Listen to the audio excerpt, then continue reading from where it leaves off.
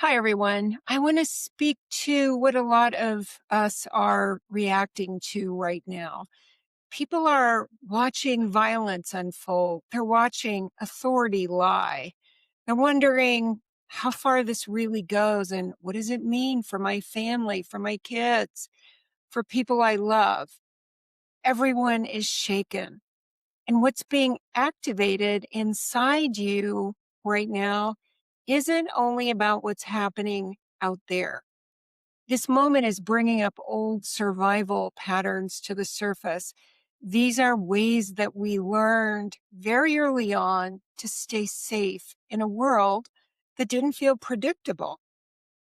That's what we're going to talk about today, because if you try to live through this time from an identity of I'm not safe, it is going to cost you. What's actually being activated right now, why it feels so intense, and what actually works when there's no external map to rely on. And just so you know where I'm speaking from, I know very well what it's like to have absolutely no map. And when everything that I could have relied on disappeared. And I know what I'm sharing here works because I live it and have lived it. If you're new here, I'm Wanda Vitale. I work with empaths, highly sensitive people, intuitive adults who are somewhere in the process of realizing that manifestation and conscious creation don't work the way they were taught because you're all wired differently. And right now, that wiring really matters because many of you aren't just here to just get through what's breaking down. You're here because you feel what's coming next before others do. And many of you are here to either stabilize the future while others can build, and some of you are the builders. So stay with me in this. What makes this time so different? Well, most of us have never lived through a time like this, ever. What's different about this? It's not just instability. There's always been instability in the world, but this time we're experiencing the failure of things we thought we could count on. Institutions, employers. When I was much younger, the belief was go get a job, stay there. They'll promote you and you can retire. That's been gone for decades. But right now we're looking at the failure of governing systems, authority, rules that we thought were real and that we had to live by.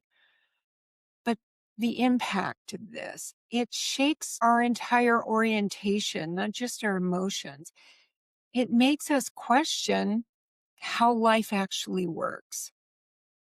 External maps stop working when the ground beneath us is shaking.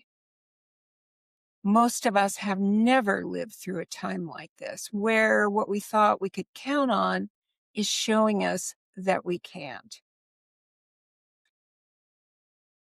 Why does this hit us so deeply? Well, it's not just about current events. It touches our very early wiring.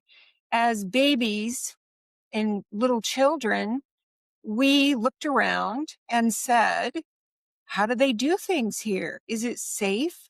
Do I get what I need? Can I trust the people in charge? Do I get love? What happens when things fall apart? Do I have to do something? Some of my clients were the adults to their to their adults, to their adult parents when they were kids. All of this stuff is coming up right now. These answers, however we answered those questions, I'm not safe, life's not safe. I can't count on anyone. I have to be perfect. Those the way we answered those questions became ingrained in an identity that we live from. They're in our nervous system. They're your triggers. When you don't feel safe, you feel it. You get triggered. That's an identity. It's just an automatic layer, and that's what's reacting now. I call these automatic identities or triggers that we have our welcome to being human patterns. We all have them. They're not wrong. They're not personal. They're not anything to be fixed. They're not pathology. It's just we looked around and said, oh, how do they do things here? You know, if you listen to astrology, it's your astrology chart. I use gene keys in human design. We each came here to explore certain themes. We are literally masters of limitation. And right now, these survival identities are coming up, and they run underneath everything in our lives. The one pattern that this video is about is I'm not safe and life isn't safe. And I think most of us are experiencing this now. So, what is it really? These patterns. It's not a belief. It's it's a body orientation. And when you believe that you're not safe, which let's face it, most of us do at some point. I'm not safe. I think you'd have to live in a cave right now to not have this activated. But even if you don't consciously say, well, I don't feel safe, your body still braces. It feels like vigilance. It's a constant alertness. I used to live with waiting for the other shoe to drop, or when things got really good, I would go to, yeah, but they're going to go bad. You know what I'm talking about. We compensate for it by over preparing, by controlling, by always scanning for danger. Am I okay? What about this? Listen, it is right now why violence and lying and instability trigger this pattern so strongly. But what do most people do? Remember, you're an empath and an highly sensitive person. You have different wiring. You process more deeply. You process more data than about 80% of the population. Other people filter. So they live from logic. What do? Even if you're an empath, you might do this. You push through. You feel fear. And then you say, oh no, I'm just going to think a better thought. We've all heard that one. You override your body. Most people still live from the mind, even if you're highly sensitive. You live from your mind and logic and your stories rather than being acutely aware of all the tiny contractions that are happening in your body. What else do? We distract ourselves. We go have a glass of wine. We watch a Netflix series. We stay busy. We try to reason ourselves out of it. We try to understand something, which just makes us leave the body, goes into our mind. We stay in a story instead of just feeling the feeling. That's why stories exist.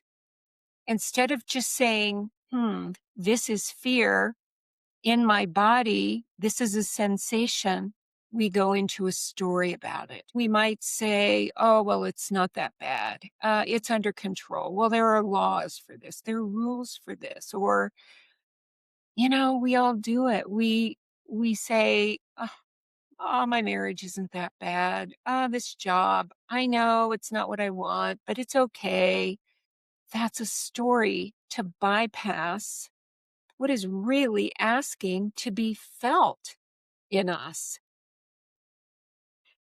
Right now, when everything outside of us is jumbled, when everything that we used to rely on externally that kept us safe is being called into question, all those distractions and stories don't work anymore, and they're not meant to work. What does work? The mechanics. Fear is a feeling. Feelings are meant to move. Emotions. Fear isn't the problem. Feeling unsafe isn't the problem. It's fear with a story, and it keeps us stuck. It keeps the feeling of fear alive in us. So what do? What's the practice?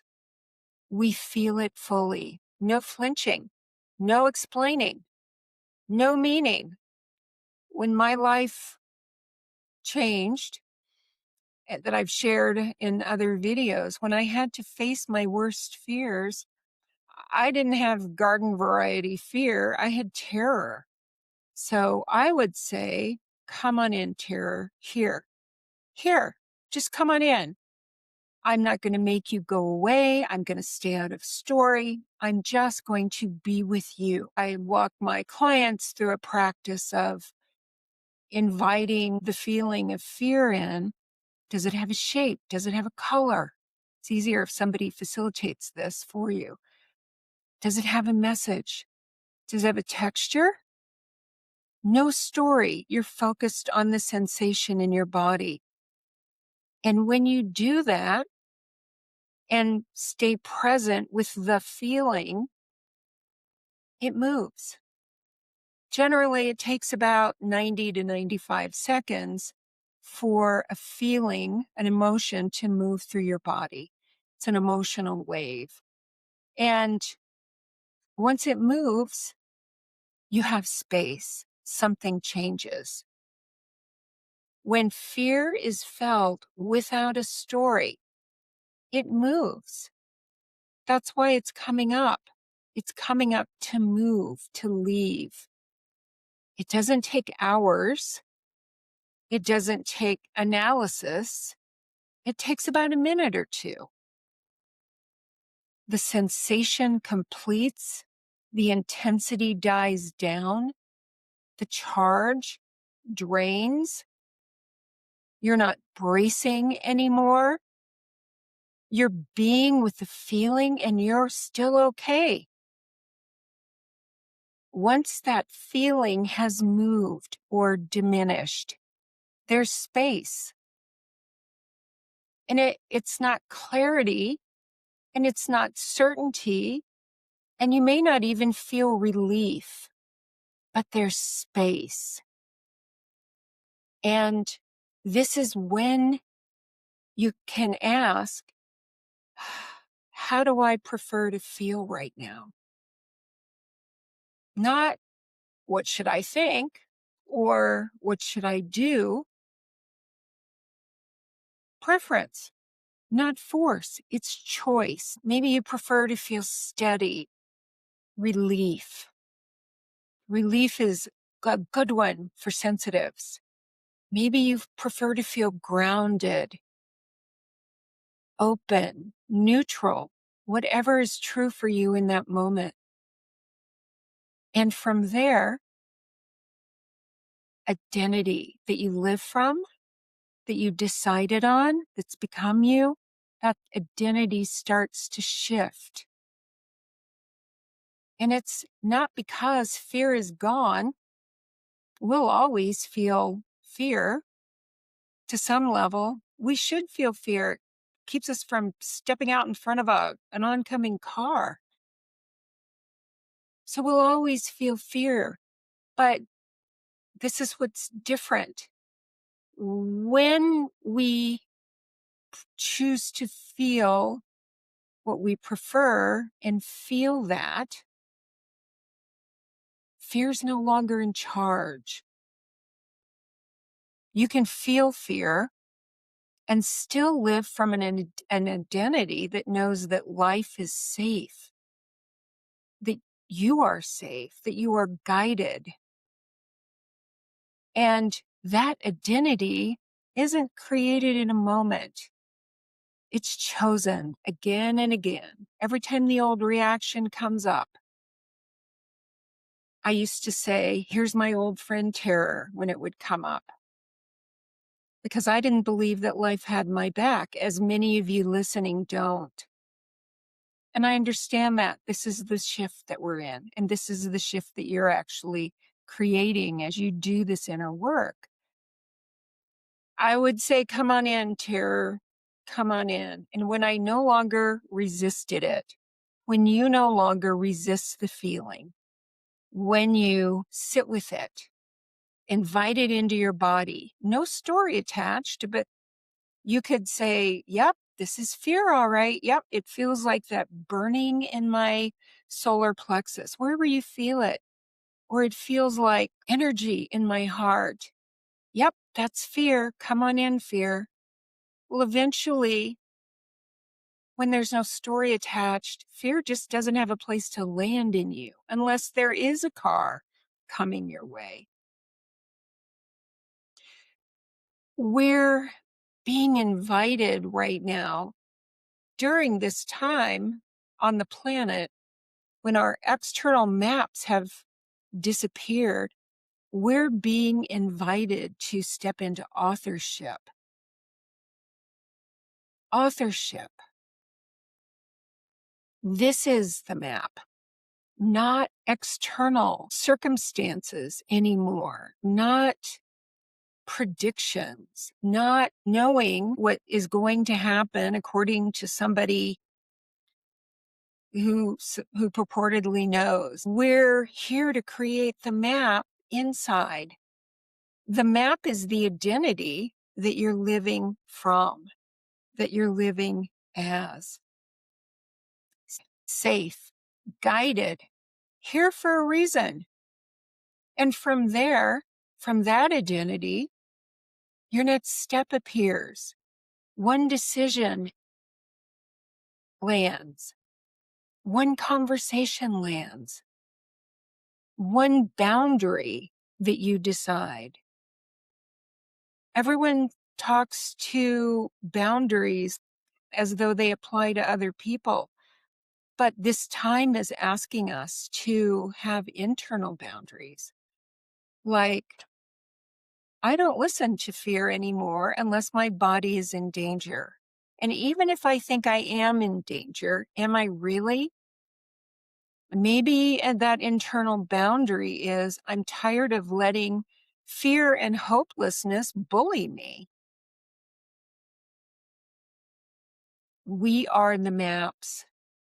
As everything outside of us is falling or showing pressure cracks, we become our own maps. The map really is who you are when you're no longer bracing. This moment, which is more than just a moment, isn't here to be pushed through. It's here to expose the identities that have been running underneath your life. Fear can be felt. Old survival patterns can loosen their grip, and they do, and something else can take the lead. That's what you're here to do as an empath. You're here to be part of the solution. You're here to do the inner work, repattern the old identities, the old survival patterns that have been running your lives. And you're here to decide, well, what if that's not true?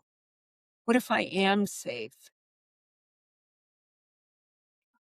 We then can look for, well, how am I safe now?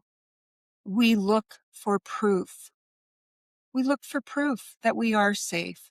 That's how the old patterns that have just been running beneath the surface get changed.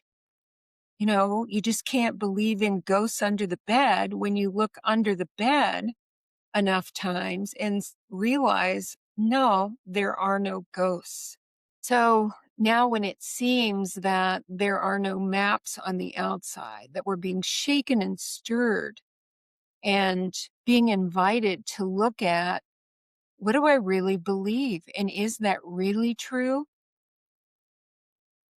It means that we are building our own maps from who we are, from who you are, when fear is no longer deciding. And as you do that, you create a map for everyone around you. You become a model. Thanks for listening, everybody.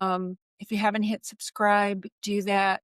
I'm going to be opening a membership this week with probably one or two live streams. So I'm working on the finishing details on that.